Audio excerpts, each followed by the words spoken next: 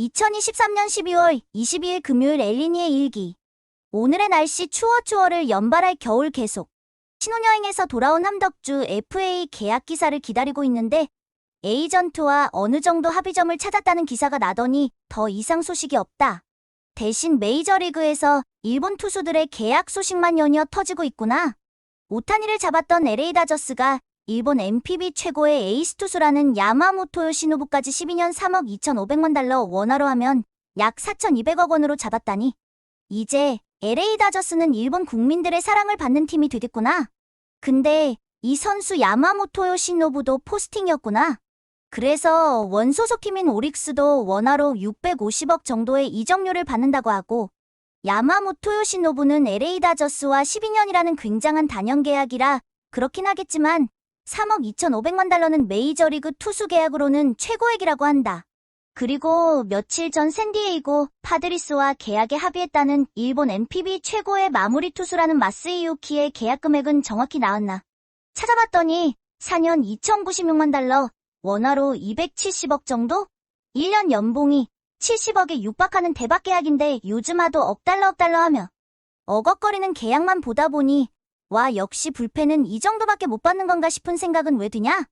어쨌든 일본 NPB를 대표하는 투수들도 죄다 내셔널리그 서부지구로 가서 이정우와 맞대결하게 생겼고, 근데 고우석은 소식 없는 건가?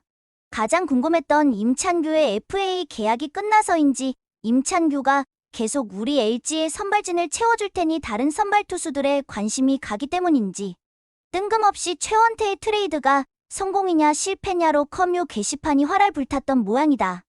올여름 최원태를 트레이드해올 때 모두가 동의했던 얘기가 있었다. LG는 우승을 하기 위해 최원태를 비싸게 사오는 거고, 다 됐고 LG가 우승하면 성공인 트레이드고 못하면 실패한 트레이드하는 거였다. 그러면서 기아가 2017년에 우승하기 위해 유망주를 주고 트레이드해왔던 마무리 투수 김세현의 예를 들곤 했다. 기아는 제대로 긁어보지도 못했던 1라운더 좌투수 손동욱과 2차 1라운더 이승우라는 유망주 투수들을 내줬고, 그중 이승우는 히어로즈에서 꽤나 활약을 했음에도 기아는 우승했기 때문에 성공한 트레이드였다는 평이었다. 그게 그렇게 평할 수밖에 없는 게 히어로즈에서 하향세였던 김세현은 기아로 팀을 옮겨 물론 그의 반짝이었지만 좋은 활약을 보여주더니 한국 시리즈에서도 제 역할을 톡톡히 하면서 팀 우승에 일조했다. 그런데 최원태는 애매한 게 사실이긴 하다. 일단 우승을 했으니까 실패는 아니라고 우겨볼 수는 있겠다. 선발 투수들이 정처 없이 흔들리고 있던 여름 트레이드 되어오자마자 플러코의 몸살로 구멍이 난 선발 로테이션에 들어와 쾌투를 보이면서 승리를 따내는데 수운이 됐고, 이후 오지환이었던가 어디서 봤는지 모르겠는데 우승할 것 같다는 느낌을 받은 게 최원태 트레이드 때였다는 인터뷰를 봤던 기억이 있다. 선수들이 최원태 트레이드로 자신감을 얻었다는 것이고, 그만큼 우승해야 한다는 프런트의 열망에 책임감도 느꼈다는 거다.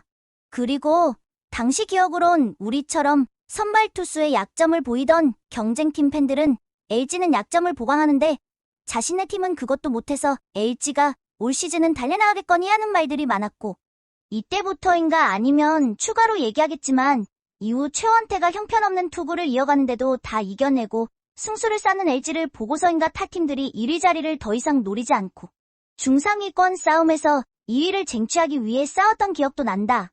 암튼 그런 최원태가 첫 경기에서 내가 이런 썸네일을 만들면서 토종에이스라는 게 이런 맛이었냐고 감탄하며 호들갑을 떨게 만들었는데, 그 이후로는 뭐 결국 최원태는 LG로 팀을 옮긴 후반기 이런 처참한 성적을 기록했지만, 이게 까마귀가 아니 최원태가 날짜 배 떨어진 건지 분명 매기오거라는 건 있어서 경쟁의식인지 임찬규가 다시 살아나고 이정용이 자리를 잡는 등 선발 투수진의 각성이 있던 것도 사실이다. 그래 한국 시리즈에서 잘해주면 된다. 한국 시리즈 한 경기만을 위해서 데려온 거니까 했더니 한국 시리즈에선 레알 최악 오브 더 최악의 투구를 보여주면서 우승 청부사가 아니라 우승 브레이커 청부사인 줄 알았는데 어찌어찌 우승을 해버렸으니 그래도 성공이라 해야 할까?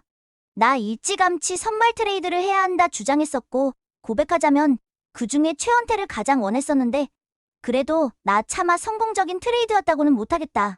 사실 최원태는 LG로 트레이드되어 오기 전 두 경기에서 리그 에이스급 투구를 펼치던 올 시즌 초중반과는 달리 좋지 않은 투구를 보이면서 역시나 풀타임이 쉽지 않은 선발 투수임을 드러냈고, 그래서 키움이 내놓을 수 있던 거라고 그때도 생각하긴 했었다.